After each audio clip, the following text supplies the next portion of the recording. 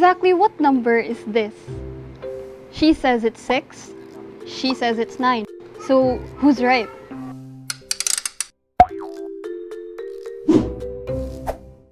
Actually, they're both right. They just saw it differently since they looked at it from different reference frames. Now, what exactly are reference frames?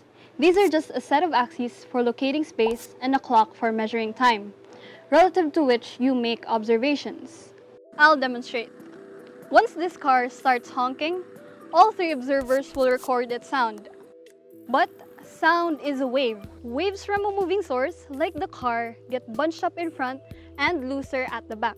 So for our case, those behind the car should hear the loose sound waves, a low pitch, while those in front should hear a high-pitched sound. When I analyzed their recordings, that was exactly what I found. So what sound was the car really making? A high-pitched sound? A medium-pitched sound? Or a low-pitched sound? Well, it was really making all 3 pitches at the same time, each pitch relative to 1 observer. Then what if we had infinitely many observers? Then the car would be making infinitely many sounds, each sound relative to 1 observer. And even if they all disagreed, no one observer is wrong. What each observes is what the sound is. Similarly, if I throw this ball close to the speed of light, its light waves would also get loosened and bunched up, making it appear as different colors. With infinitely many observers, the ball would appear to be all colors at the same time, each color relative to 1 observer. So sound and light are relative. Ever heard of time being relative? Consider a light clock with 2 mirrors and a photon bouncing between them. Every time the photon hits the bottom mirror, it's 1 tick of time.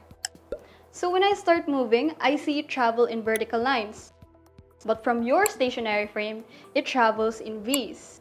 So since the photon has to travel a longer distance and the speed of light is constant, each tick takes longer relative to you. So moving clocks run slower, and the faster you run, the slower your clock ticks. So in Olympic races, Usain Bolt is actually the best time traveler. If he ran at 96.8% the speed of light and took 10 seconds to finish a race according to his clock, a stationary judge would record 40 seconds, to which he would obviously object. But their argument would be pointless since time is relative. So the really mind-blowing idea here is that observers in different frames will perceive different versions of the same reality. And every observer's frame is equally valid. So before you start making any observational arguments with others, first imagine yourself observing through their reference frames.